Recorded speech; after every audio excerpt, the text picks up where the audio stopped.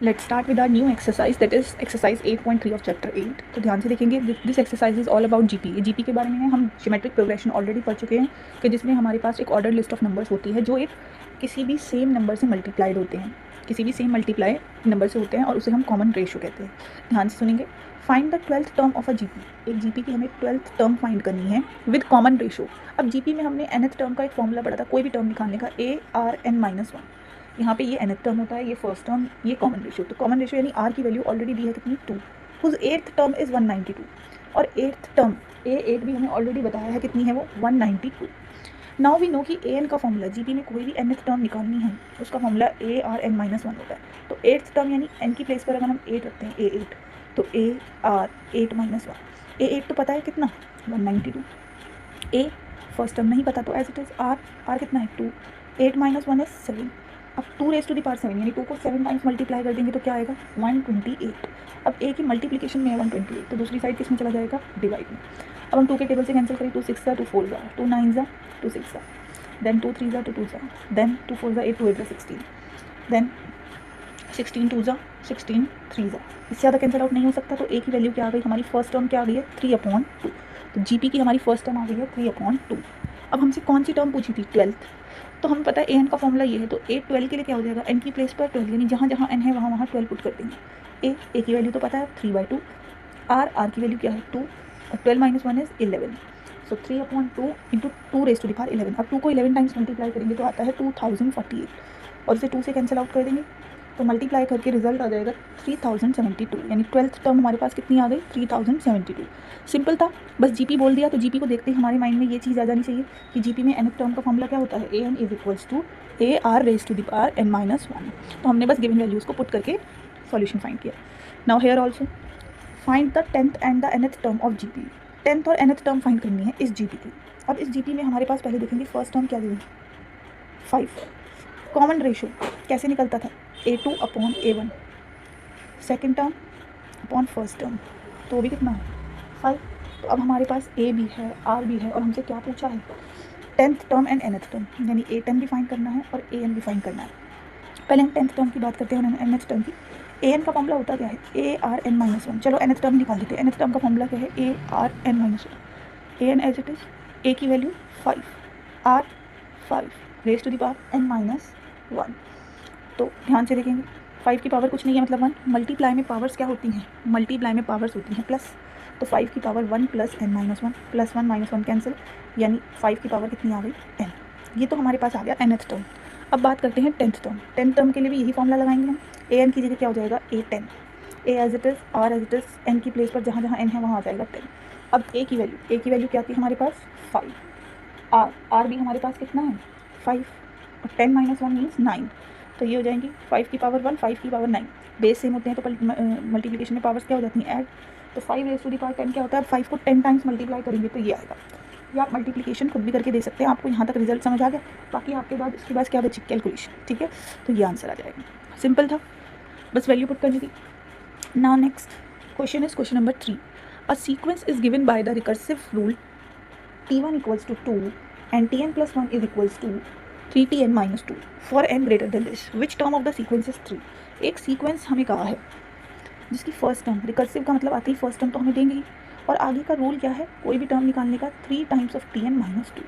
अब देखो first term तो हमें ऑलरेडी पता है, हम इस फॉर्मूले में n की वैल्यू क्या, हमें सेकेंड टर्म चाहिए। तो मैंने कहा n की वैल्यू 1 पुट करते हैं। 1 क्यों पुट करेंगे, क्योंकि देखो 1 + 1, और यहाँ n की वैल्यू 1 - 2 यानी t2 की वैल्यू आ जाएगी, क्योंकि फर्स्ट टर्म तो ऑलरेडी पता है कितनी है, 2, वो पुट कर दी हमने। तो हमारे पास यहाँ से सेकंड टर्म कितनी आ गई, 4। सिमिलरली अगर मैं n की वैल्यू 2 पुट कर दूँ, यानी 2 + 1, 3 टाइम्स ऑफ, अब यहाँ पर देखो n2 तो t2 - 2, 3 टाइम्स ऑफ t2 - 2 यानी 12 - 2 विच इज़ 10। फिर मैं n की वैल्यू अगर 3 पुट कर दूँ, विच इज़ 3 + 1, n की प्लेस पर क्या पुट कर दिया, 3, जहाँ जहाँ n है वहाँ पुट कर दिया 3। तो ये हो जाएगा t4 = 3t, 3 times of third term हमारे पास क्या आई है, 10, which is 30 - 2 that is 28। Similarly n की वैल्यू अगर मैं 4 पुट कर दूँ तो 4 + 1 is equals to 3 times of t4 - 2, यानी फिफ्थ टर्म आ जाएगी 3 × 28 - 2 यानी 84 - 2 विच इज़ 82। तो फिफ्थ टर्म भी आ गई हमारे पास 82। क्या अभी तक हमारे पास जो पूछा था वो आया है, नहीं।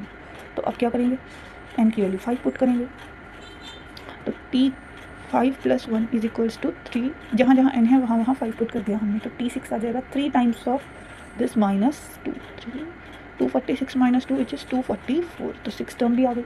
अब n की वैल्यू क्या पुट करते हैं, 6, तो 6 + 1 यानी 3 times of t6 - 2, 3 × 244 - 2 which is 730, यानी 7th टर्म इस सीक्वेंस की क्या आ रही है, 730। तो हमसे यही पूछा था कि इस सीक्वेंस की कौन सी टर्म जो है वो 730 है, कौन सी टर्म 730 आ रही है, यही कुछ पूछा था कि which term of the sequence is, hence 7th term is 730।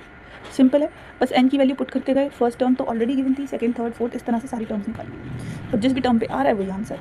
Now next question is which term of the GP, अच्छा ऑलरेडी बता दिया कि एक जीपी है, ज्योमेट्रिक प्रोग्रेशन है, इज़ 4374। इस जीपी में कौन सी टर्म ये है, तो पहले मुझे पता होना चाहिए कि जीपी में मेरे पास गिवन क्या क्या है। फर्स्ट टर्म है 2, कॉमन रेशियो खुद निकालना पड़ेगा, कैसे निकालते हैं, a2/a1, यानी second term upon first term which is 3, 2 × 2, 2 × 3 = 6, तो अब मेरे पास कॉमन रेशियो भी है और फर्स्ट टर्म भी है, और क्या पूछा है, कौन सी टर्म है, हमें नहीं पता कि इस जीपी में फर्स्ट टर्म तो 2 है, सेकंड टर्म 6 है, थर्ड टर्म 18 है, पर कौन से नंबर वाली टर्म है, तो लेट nth टर्म क्या है, 4370, हमें नहीं पता कौन सी है, तो हमने nth टर्म को मान लिया। अब कोई भी टर्म जीपी में निकालनी हो तो उसका फॉर्मूला होता है nth टर्म का ar⁻n - 1, यही होता है nth टर्म का जीपी में। तो nth टर्म क्या है, 4374, फर्स्ट टर्म क्या है 2, r क्या है 3 और n-1। ना कैलकुलेशन ध्यान से देखेंगे, ये 2 मल्टीप्लाई में, दूसरी साइड किस में चले जाएंगे, डिवाइड में, 2 × 2 = 4, 2 × 1 = 2, 2 × 8 = 16, 2 × 7 = 40। अब यहाँ पर एक्सपोनेंशियल है और यहाँ नॉर्मल नंबर है, तो कैसे सॉल्व करेंगे, तो इसका मतलब हमें दूसरी साइड यानी लेफ्ट साइड को भी एक्सपोनेंशियल बनाना पड़ेगा, और लेफ्ट साइड को एक्सपोनेंशियल कैसे बनाएंगे, फैक्टर करके, 3 × 7 = 21, 3 × 2 = 6, 3 × 9 = 3 × 2 = 6, 3 × 4 = 12, 3 × 3 = 3 × 8 = 3 × 1 = 3 × 2 = 3 × 7 = 3 × 9 = 3 × 3 = 9, 3 × 1 = 3, तो 1 2 3 4 5 6 7, यानी इसको मैं लिख सकती हूँ 3 की पावर 7। अब हमें पता है अगर बेसिस सेम होते हैं तो पावर कंपेयर हो जाती हैं, तो as bases are same so powers can be compared, power compare हो जाएगी। अब लेफ्ट साइड पर कितनी है 7 और राइट साइड पर 3 की पावर n-1, माइनस के 1 उधर जाएंगे तो क्या हो जाएगा प्लस के 1, यानी n की वैल्यू कितनी आ गई 8। तो यानी इस जीपी की कौन सी टर्म है 4374, 8th term. Now write the explicit formula as well as recursive formula for the nth term. अब एक्सप्लिसिट फार्मूला वही फार्मूला होता है जिससे हमने डायरेक्ट वैल्यू रखी, पुट करी और निकाल दिया, जैसे कि ये। तो ये हमारा क्या है एक्सप्लिसिट। कभी भी हमारे से एक्सप्लिसिट फार्मूला पूछ ले तो जो हमने nth टर्म का ऑलरेडी पढ़ा है वो हमारे पास एक्सप्लिसिट फार्मूला ही है, जिसे हम डायरेक्ट रखकर वैल्यू निकालते हैं, जिसमें हमें प्रीवियस वैल्यू से कोई लेना देना नहीं होता। तो एक्सप्लिसिट तो यही होगा। तो an क्या हो जाएगा, a कितना है 2 और r कितना है 3, n-1, ये हो जाएगा explicit formula for this question. अब बात करते हैं रिकर्सिव फार्मूले की। रिकर्सिव के लिए पहले मुझे पैटर्न नोट करना पड़ेगा कि क्या फॉलो है। तो ध्यान से देखो, तो जीपी क्या आती है हमारे पास 2 6, जीपी क्या थी 2 6 18 एंड सो ऑन। ध्यान से देखें तो बार बार किससे मल्टीप्लाई हो रही है 3 से, और फर्स्ट टर्म रिकर्सिव में ऑलरेडी पता होती है a1 कितनी है 2। अब ध्यान से देखें तो मैं a2 कैसे कर रही हूँ, a1 को 3 से मल्टीप्लाई करके, फिर a3 कैसे लिख रही हूँ, a2 को यानी 6 को 3 से मल्टीप्लाई करके। यानी अगर मुझे इसी तरह an लिखनी है तो जैसे 2 था तो उससे प्रीवियस टर्म, 3 था तो उससे प्रीवियस, n है तो n से प्रीवियस टर्म, यानी a-1 × 3। तो रिकर्सिव फॉर्मूला क्या हो जाएगा हमारा, nth टर्म निकालनी है तो उससे प्रीवियस यानी n-1 टर्म को किससे मल्टीप्लाई करना है 3 से, किससे मल्टीप्लाई करना है 3 से। तो यही हो जाएगा हमारा रिकर्सिव फॉर्मूला। यानी पैटर्न को देखकर बस देखना है कि प्रीवियस टर्म का क्या रोल है। अब इसी फॉर्मूले को कोई अगर ऐसे लिख दे कि n+1 और यहाँ पर n, तो वो भी करेक्ट है। n+1 है तो उससे प्रीवियस n ही होगी, ठीक है। आप n और n-1 भी लिख सकते हैं, ठीक है। Next question, very important and different one, different भी है और इंपॉर्टेंट भी है, ध्यान से देखेंगे इस क्वेश्चन को। A ball is dropped from a height of 80 meters. After hitting the ground, it bounces back to 60% of the height from which it fell, and it continues bouncing in the same way, each time rising to 60% of the previous height. पहले इस question को समझते हैं कि हमने किसी height से एक बॉल को ड्रॉप किया। तो पहले तो मैंने बॉल को ड्रॉप किया, अब मैंने जैसे ही किसी हाइट से ड्रॉप किया तो ये बाउंस करेगी, लेकिन ये बाउंस बैक करके उतनी हाइट तक नहीं जाएगी जितनी ये पहले कही थी। यानी 80 से ड्रॉप किया तो 80 तक ही नहीं आएगी वापस, ये हर बार कितना परसेंट जा रही है 60%, हर बार अपनी हाइट का 60% बाउंस बैक होती है। यानी अगर 80 मीटर से ड्रॉप किया तो अब जब वापस आएगी ऊपर तो 60 मीटर, फिर नेक्स्ट जब बाउंस आएगा जैसे 60 मीटर 60% तक जाएगी, 60% कितना होता है देखिए 80 का 60% कितना होता है, तो हमने फाइंड कर लिया यानी 48। तो यानी 80 मीटर से ड्रॉप किया तो कितनी मीटर तक ऊपर वापस आएगी 48। अब फिर 48 से ड्रॉप हुई तो कितने मीटर तक आएगी, तो अब हम 48 का भी 60% निकाल लेंगे तो कितना आ जाएगा 28.8। इसी तरह हम हर एक हाइट का 60%, हर बार कितना परसेंट बाउंस बैक हो रही है 60%, तो हमने निकाल लिया। फर्स्ट बाउंस में कितना बाकी सही है, वापस आइए 48, सेकंड में 28.8, थर्ड में 17.28, फोर्थ में 10.28, फिफ्थ में हमारे पास कितना आ रही है ये 6.22 मीटर। तो इस तरह first second third fourth fifth bounce में वो कितनी हाइट तक वापस आती है वो हमने लिख लिया। अब देखेंगे कि पूछा क्या है हमसे,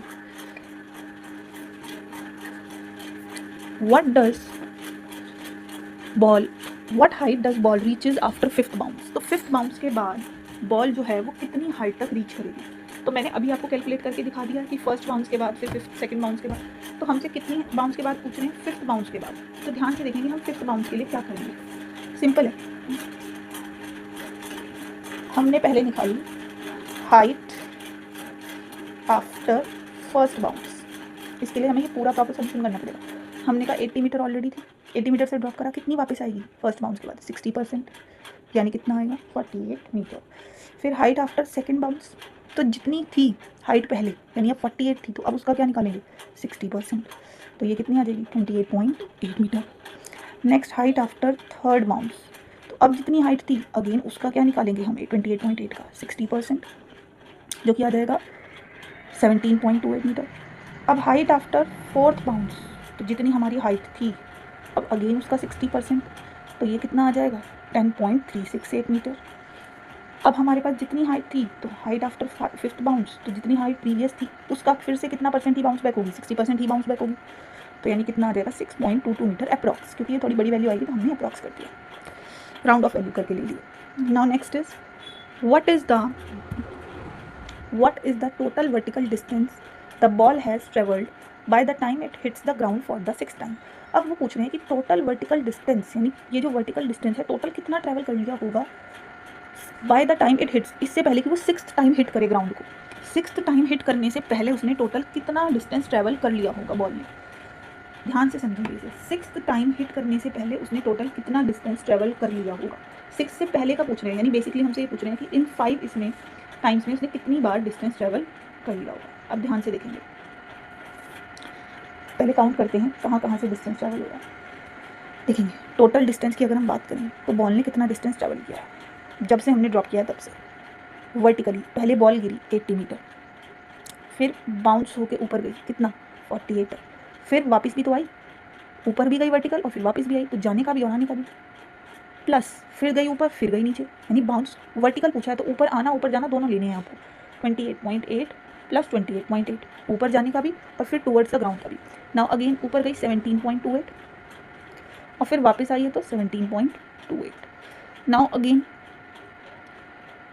10.368 प्लस 10.368। अब ध्यान से देखेंगे, क्वेश्चन था what is the total distance ball has travelled by the time it hits the ground for the sixth time. इससे पहले कि वो सिक्स्थ टाइम हिट करे उससे पहले उसने कितना ट्रैवल करा है। अब ध्यान से देखेंगे, सिक्स्थ टाइम हिट करे तो अब 10.368 ऊपर गया 10.3, अब ऊपर गया तो कितना हो गया 6.22।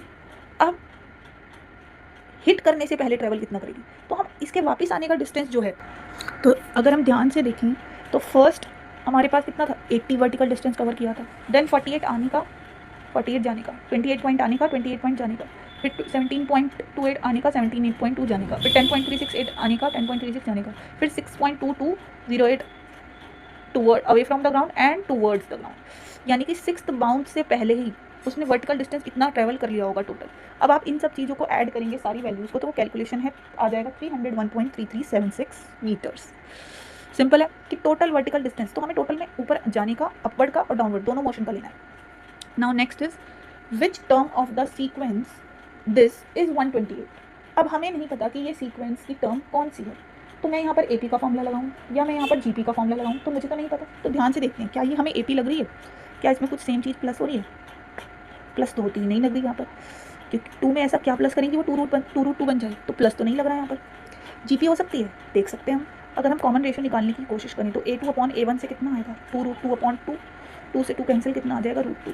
एक और बार निकालेंगे, third term upon second term. हमें पता है अगर कॉमन रेशो है, अगर ये जीपी है तो जो यहाँ से आएगा कॉमन रेशो A2/A1 वही यहाँ से आना चाहिए, तो 4/2√2, तो ये हो जाएगा 2/√2। पर हमारे पास ऊपर तो √2 डिनोमिनेटर में नहीं है, तो हमें √2 को रैशनलाइज करना आता है कि रैशनलाइज कैसे करते हैं। जब भी हमारे पास कोई नंबर डिनोमिनेटर में होता है, रूट में, वो भी रूट में डिनोमिनेटर में, तो हम उसी से ऊपर नीचे मल्टीप्लाई कर देते हैं। नाउ √2 2, तो ये भी कितना आ गया √2, यानी ये तो आर की वैल्यू सेम आ रही है, कॉमन रेशो सेम आ रहा है। देयरफॉर ये क्या है, therefore above sequence is a GP. ये तो ज्योमेट्रिक प्रोग्रेशन है, और जीपी की फर्स्ट टर्म हमें ऑलरेडी पता है क्या है 2, कॉमन रेशो हमने अभी देख लिया कितना है √2। हमसे पूछ रहे हैं कि इस जीपी की कौन सी टर्म 128 होगी, तो हमें नहीं पता, तो हमने कहा लेट nth टर्म क्या है इस जीपी की 128। पर हमें ये पता है कि किसी भी जीपी की nth टर्म का फॉर्मूला, कोई भी टर्म निकालने का फॉर्मूला होता है ARn-1। अब nth टर्म हमने कितनी ले ली 128, A की प्लेस पर 2, R की प्लेस पर √2 और n-1, ये मल्टीप्लाई वाले 2 उधर चले जाएंगे तो डिवाइड में हो जाएंगे, 2 6 12, 2 4 8। √2 को मैं ऐसे लिख सकती हूँ 2 की पावर हाफ, फिर उसकी पावर n-1, तो ये हो जाएगा 64 = 2 raised to the power n-1/2। अब 64 एक साइड हमारे पास एक्सपोनेंट है और दूसरी साइड नंबर, तो इसे भी हमें किस में करना पड़ेगा, फैक्टर्स में, इसे भी हमें एक्सपोनेंट में लिखना है, तो हमने इसके फैक्टर किए, और फैक्टर करके हमारे पास ये कितनी वैल्यू आ गई 1 2 3 4 5 6, यानी हम इसे लिख सकते हैं 2 की पावर 6। अब बेसिस दोनों जगह सेम है 2, since bases are same, so powers will be equal, क्योंकि बेस सेम है तो पावर क्या होंगी इक्वल, यानी 6 = n-1/2। अब डिवाइड वाले 2 किस में चले जाएंगे, मल्टीप्लाई में, 12 = n-1, माइनस के 1 किस में चले जाएंगे, प्लस में। तो यानी कौन सी टर्म है इस AP की, इसका मतलब इस AP की 13th इस GP की 13th टर्म जो है वो कितनी है हमारे पास, इस GP की 13th टर्म है 128, hence 13th term of GP is 128. Done. So now moving on to our next question, that is question number 7. Now this question is very lengthy, as you can see in the picture that this question is very lengthy. तो अब जो है उसमें तो simple ये बताया गया है कि हमने एक स्क्वायर पेपर लिया और स्टेज 0 पे हमने उसमें कुछ नहीं किया, फिर हमने उस स्क्वायर में से सिंपल कटआउट्स निकाले। कैसे कटआउट्स निकाले, एक बार मैं क्वेश्चन को एक्सप्लेन कर देती हूँ आपको, ध्यान से देखेंगे कि हमारे पास एक स्क्वायर था, रेड स्क्वायर, इसमें मैंने क्या किया, इक्वल अमाउंट से इसे 9 स्क्वायर्स में डिवाइड कर दिया। ये तो है स्टेज 0, जब मैंने इसमें से अभी कुछ कट नहीं किया। They all are of red colour, ये सब किस कलर के हैं, ये सब रेड कलर के हैं, ठीक है। ये है स्टेज 1, स्टेज 0 कि जब हमारे पास रेड स्क्वायर है, हमने कुछ नहीं किया। अब मैंने इसमें सेंटर में से एक स्क्वायर कट कर लिया, तो अब मेरे पास जो रिमेनिंग है वो कितने रेड पार्ट्स रह जाएंगे। अगर मैंने सेंटर वाला पार्ट कट कर लिया है तो ऑब्वियसली कितने रह जाएंगे, 8 रह जाएंगे। तो स्टेज 2 में मेरे पास कितने रह गए, स्टेज 1 में कितने रह गए, 8। Now next what we have done, अब अगेन मैंने क्या किया, जितने भी रेड पोर्शंस हैं बचे हुए, ये पोर्शन ये जितने भी स्क्वायर्स हैं, इनमें से भी दोबारा क्या कर लिया, फिर से इन स्क्वायर्स में से भी क्या किया, कट कर लिया। जैसे मैंने 9 पार्ट्स पहले डिवाइड किए थे एक स्क्वायर में से, ऐसे ही दोबारा अब इनमें से भी 9 पार्ट्स डिवाइड कर लिए, जिसमें ये सब शेडेड होगा 8 और मिडिल वाला जो है अनशेडेड, यानी वो कट आउट कर लिया। ऐसे ही मैंने इसे भी डिवाइड कर लिया, ऐसे ही मैंने इसे भी डिवाइड कर लिया, और ये वाला तो हमारा ऑलरेडी एम्प्टी है। तो ये है हमारी कौन सी, स्टेज 2। और सिमिलरली हमने सेम पैटर्न फॉलो किया है फॉर स्टेज 3। स्टेज 3 के लिए भी हमने ऐसे ही किया, ठीक है, जैसे कि आप पिक्चर में देख सकते हो, साइड में आपको विजिबल है, ठीक है। अब ध्यान से देखें तो ये क्या है, ये तो एक पैटर्न सेम चीज़ फॉलो हो रही है ना। और हमने इस पैटर्न के ये एक नेम पढ़ा था कि जब सेम अमाउंट से ही सेम पैटर्न फॉलो होता है तो उसे क्या बोलते हैं, फ्रैक्टल्स। जैसे हम कहते हैं कि हम नेचर में भी देखते हैं कि ब्रांचेस का जो पैटर्न है वो सेम है, जूम करते जाओ तो वो फिर से कैसे लगेगी कि ये पूरे होल का ही एक पार्ट है। जो पैटर्न स्टार्टिंग से फॉलो आ रहा है कि अगर हम इसे एक स्क्वायर को जूम करें, फिर इस पोर्शन को जूम करें, तो जूम कर करके वो हमें लगेगा कि ये स्टार्टिंग का ही पार्ट है। तो ऐसे ही पैटर्न को हम क्या बोलते हैं, fractals. Now the question is, हमसे क्वेश्चन क्या पूछा है, first question is how many red squares are there in stages 0 to 3। अब 0 से 3 स्टेज तक कितने रेड स्क्वायर हैं, तो ध्यान से देखेंगे। स्टेज 0 में हमारे पास कितने रेड स्क्वायर हैं, अगर मैं स्टेज 0 में बात करूँ तो कितने रेड स्क्वायर हैं हमारे पास। स्टेज 0 में अगर मैं ध्यान से देखूँ तो कितने रेड स्क्वायर हैं, ये कंप्लीट पूरा एक ही रेड स्क्वायर है, तो कितने रेड स्क्वायर हैं, एक। ये कंप्लीट एक था ना, तब मैंने कुछ डिवाइड तो नहीं किया था, ये मैंने आपको दिखाया है कि कैसे डिवाइड किया है, ठीक है। तो आप ऐसे भी समझ सकते हो, ये डिवीजन जो मैंने आपको दिखाई है कि आप इसमें अभी डिवाइड ना करो, अदरवाइज आपको कन्फ्यूजन हो जाएगी, ठीक है। ये पूरा एज अ होल स्क्वायर है, ठीक है। और इसकी डिवीजन स्टार्ट कहाँ से हुई है, स्टेज 1 से, ठीक है। तो स्टेज 0 पे तो क्या था, कंप्लीट एक स्क्वायर था। फिर स्टेज 1 की बात करते हैं, तो आउट ऑफ 9 एक रिमूव हो गया, तो कितने रेड रह गए? एक तो रिमूव हो गया, तो कितने रह गए? 8 स्क्वायर्स। ठीक है, अब स्टेज 2 की बात करें। अब ध्यान से देखेंगे, यहाँ पर भी 8, यहाँ भी 8, यहाँ भी 8, और ऐसे कितने बॉक्सेस हैं? 8, यानी 8 × 8 कितने स्क्वायर हो गए? 64 स्क्वायर्स। अब आगे भी ऐसे ही होगा, तो मुझे काउंट करने की जरूरत नहीं है, दिमाग नहीं लगाना, बस पैटर्न को देखो क्या फॉलो हो रहा है। यहाँ पर मैं 1 स्क्वायर का मतलब ऐसे लिख सकती हूँ 8 की पावर 0, 8 स्क्वायर मतलब 8 की पावर 1, 64 मतलब 8 की पावर 2। तो ध्यान से देखिए, तो 8 की पावर का पैटर्न फॉलो हो रहा है, वो भी स्टेज से। 0 स्टेज है तो 8 raise to the power 0, stage 1 है तो 8 raise to the power 1, stage 2 है तो 8 रेज़, तो सिंपल है कि अगर स्टेज 3 है तो 8 raise to the power 3 which is 512। और हमसे यही पूछा था कि स्टेज 0 से लेकर 3 तक कितने स्क्वायर्स हैं, हमें ये बताना है कि what is the how many. तो टोटल भी बता सकते हैं, total number of square from 0 to stage 0 to 3, तो कितने हैं? 1 + 8 + 64 + 512, यानी कितना हो जाएगा अगर हम इसे ऐड करेंगे? 585 स्क्वायर्स। तो सिंपल था first question. Now moving on to question number 2।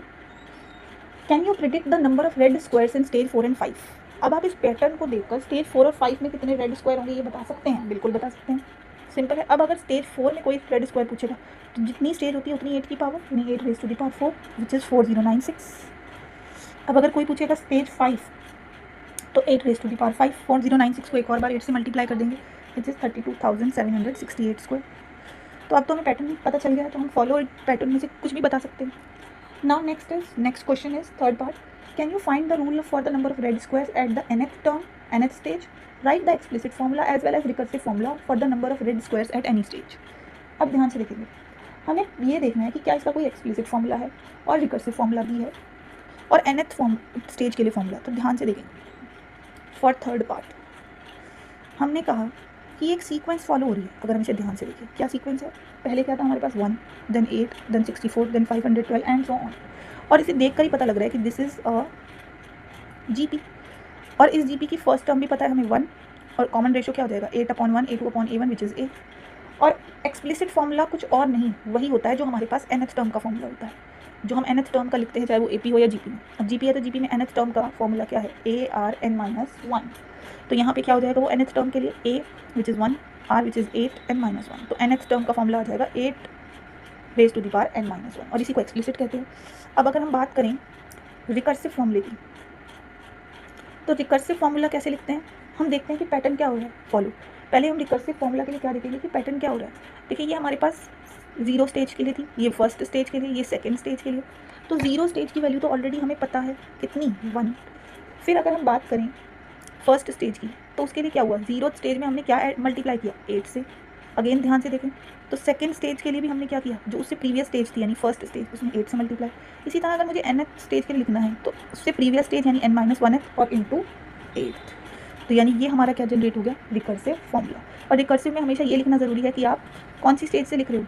हम फर्स्ट स्टेज के लिए लिख रहे हैं, क्योंकि 0 का तो हमें पता ही है, तो n should be greater than equal to 1। Simple था, बस प्रीवियस टर्म का कैसे यूज़ करके हमने फॉर्मूला निकाला है, वो रिकर्सिव है, और जिसमें प्रीवियस टर्म से कोई लेना देना नहीं है, वो है एक्सप्लिसिट। नाउ फोर्थ पार्ट, ध्यान से रीड करेंगे fourth question, that is suppose the area of the stage 1। Stage 1 का एरिया हमें कह रहे हैं कि कितना है? 1 square unit. What is the area of red region? अब रेड रीजन का बताओ, stage 1, 2 and 3, and what will be the area of the red region in stages 4 and 5?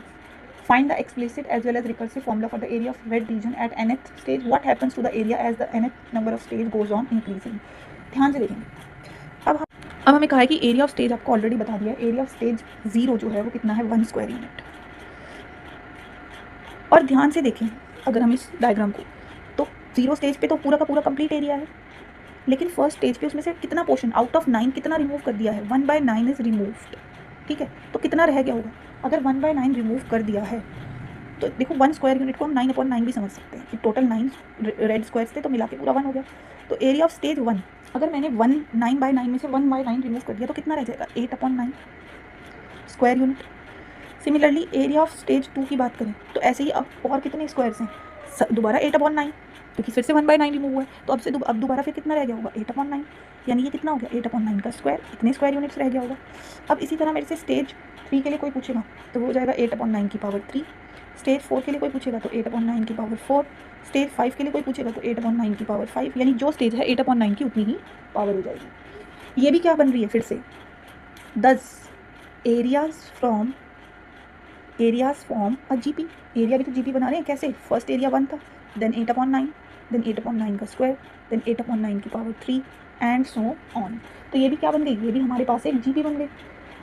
अब जीपी है तो जीपी का एक्सप्लिसिट फॉर्मूला तो वही होता है जो nth टर्म का फॉर्मूला होता है। तो एक्सप्लिसिट फॉर्मूला तो कुछ नया नहीं है, वही होगा जो हमारे पास क्या होगा, nth टर्म का formula, that is an is a r an is a r n-1। अब यहाँ पर a फर्स्ट टर्म क्या है 1 और r क्या है 8/9, 8/9 ही है जो रेशो है, कॉमन फैक्टर। तो ये तो आ गया एक्सप्लिसिट। अब बात करते हैं रिकर्सिव की। तो हम ध्यान से देख सकते हैं कि बार बार क्या हो रहा है, 8/9 से मल्टीप्लाई हो रहा है प्रीवियस टर्म में। यानी अगर मेरे पास देखा जाए तो a1 या ये कहूँ 0 स्टेज का एरिया तो कितना है 1, 0 स्टेज का एरिया कितना है 1। इसे कैपिटल से इसलिए डिनोट कर रहे हैं क्योंकि ये एरिया है और टर्म्स के लिए हम ऑलरेडी कर चुके हैं नंबर ऑफ रेड स्क्वायर के लिए। तो ध्यान से देखेंगे 0 टर्म का जो एरिया है वो है 1। तो अगर मुझे nth टर्म का निकालना है तो उससे प्रीवियस टर्म में यानी an-1 में किससे मल्टीप्लाई हो जाएगी 8/9 से। तो यही है हमारा रिकर्सिव फॉर्मूला। सिंपल है। रिकर्सिव के लिए पहले फर्स्ट टर्म हमेशा, यानी अब यहाँ पर फर्स्ट की जगह स्टेज 0 है तो 0 लिखना मैंडेटरी है। थोड़ा सा लेंदी क्वेश्चन था but we have completed this whole question. So we have completed the exercise now.